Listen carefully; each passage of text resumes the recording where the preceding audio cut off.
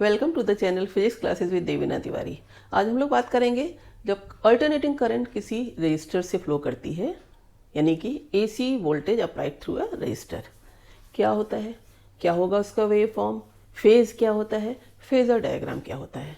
तो पूरा वीडियो शुरू से आखिरी तक देखिएगा और हाँ, जो लोग नए हैं चैनल को जरूर सब्सक्राइब कर लीजिए। सबसे पहले जान लेते हैं एसी वोल्टेज एक रजिस्टर पर अप्लाई की जाती है तो क्या होता है। देखिए, एक आर रजिस्टर है, AC source V equal to V not sine omega T. ये क्या कर रहा है, साइनोसोडियल वोल्टेज प्रोड्यूस कर रहा है, एसी वोल्टेज है ये। इसको अप्लाई कर दिया है, जब इसको कनेक्ट कर दिया है रजिस्टर से तो क्या होगा, करंट इसमें फ्लो करने लगेगी। रेजिस्टेंस के अक्रॉस कितना पोटेंशियल होगा, IR। कैसे निकालेंगे हम, किरचॉफ्स रूल लगा के, लूप रूल, किरचॉफ्स में सेकंड रूल है लूप रूल, उसके थ्रू लिख सकते हैं सिग्मा V इक्वल टू 0। तो जो भी वोल्टेज अप्लाई की गई है और इसके अक्रॉस वोल्टेज है उसको हम ऐसे लिख सकते हैं लूप रूल से, V not sine omega t apply की गई है और इसके अक्रॉस कितनी डेवलप हुई है, IR। यहाँ लिख दिया IR। इससे I इक्वल टू क्या हो गया, V nought upon R sine omega T.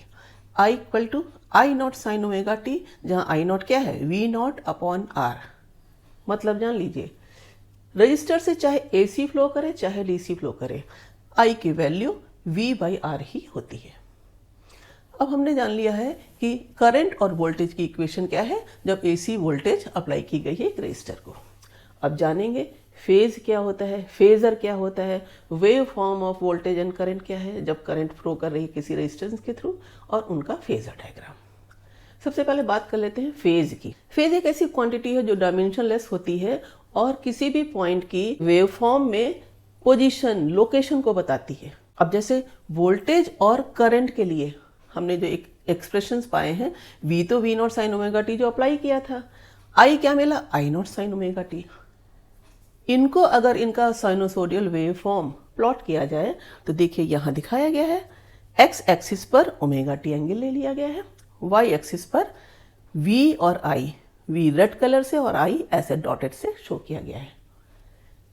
क्या दिखता है, ओरिजिन पे दोनों जीरो हैं, दोनों ही मैक्सिमम एक साथ हो रहे हैं, दोनों फिर जीरो एक साथ, दोनों उल्टी डायरेक्शन में एक साथ, यानी V और I सेम फ्रीक्वेंसी होने के बावजूद क्या होते हैं, ये साथ साथ मैक्सिमम, साथ साथ मिनिमम, साथ साथ जीरो होते हैं। That's why V and I are said to be in phase. कहा जाता है इनके बीच में कोई फेज डिफरेंस नहीं है। यहाँ पर भी V equal to V not sine omega t, I equal to I not sine omega t, दोनों ही साइनोसोडियल वेरिएशन है। तो ये फेज डिफरेंस इनके बीच में नहीं है। फेज क्या होता है कि जब इसका मैक्सिमा है इसका भी मैक्सिमा, तो ये पोजीशन ही तो हुई। यहाँ पर जो वैल्यू आई की, यहाँ पर जिस रेशियो में, उसी रेशियो में इसकी V की उतनी ही है। अगर ओमेगा यहाँ पे टाइम T ले लें तो T पर I की और V की वैल्यू सिमिलरली वेरी करती मिलेगी या उसी रेशियो में रहेगी। अब देखिए, इसी वेव फॉर्म को हम फेजर डायग्राम से शो करते हैं तो होता है कि फेजर क्या है, बहुत पूछा जाता है डिफाइन फेजर। फेजर एक ऐसा रोटेटिंग वेक्टर है जो ओरिजिन के अबाउट रोटेट करता है with the constant frequency omega. ये ओमेगा क्या है, एंगुलर फ्रीक्वेंसी ही तो है। यहाँ पर V और I के लिए फेजर डायग्राम पूछा जाए अगर, इसी ग्राफ से आप देखिए, इसके लेफ्ट में फेजर डायग्राम बनाया गया है। मान लेते हैं कि टाइम T1 पर, या कोई भी टाइम स्मॉल t ले लिया हमने टाइम, उस पर करंट की और वोल्टेज की क्या वैल्यू है, तो वो आपने यहाँ से ऐसे डॉटेड लाइन खींची और वोल्टेज के लिए भी एक डॉटेड लाइन खींची, दोनों पैरेलल हैं। एक वेक्टर बनाया, उसमें वोल्टेज की लाइन जहाँ पर टच करेगी वो ओरिजिन से वेक्टर हो गया वोल्टेज का फेजर, और ओरिजिन से ही जहाँ पर करंट की लाइन टी टाइम पे कट कर रही है वो उस वेक्टर को, वो हो गया उतना हिस्सा करंट का फेजर। मतलब वेव फॉर्म से अगर फेजर डायग्राम बनाना है तो फेजर एक रोटेटिंग वेक्टर है जो कांस्टेंट फ्रीक्वेंसी ओमेगा से रोटेट करता है ओरिजिन के अबाउट। एक वेक्टर बना लिया, उस वेक्टर पर V वाले ग्राफ से ऐसे एक परपेंडिकुलर लाइन डाली, Y एक्सिस पर I वाले ग्राफ से मान लो T टाइम पर हम देख रहे हैं तो कितनी करंट है उसके लिए हमने यहाँ पर डाली परपेंडिकुलर लाइन। इस लाइन से वेक्टर का एरो हेड बना दिया, पूरी लेंथ वेक्टर की V नॉट शो करेगी। ये पूरा वेक्टर हो गया वोल्टेज का फेजर, इतना पूरा ब्लैक कलर का जो वेक्टर है ये हो गया करंट का फेजर। क्या बताता है फेजर? ओमेगा टी एंगल से वोल्टेज और करंट, उनकी जो इक्वेशन दी गई V not sine omega t और I not sine omega t, उनके लिए फेजर ये एक वेक्टर है वो शो कर रहा है, और देखिए ये ओमेगा टी एंगल से घूम रहा है।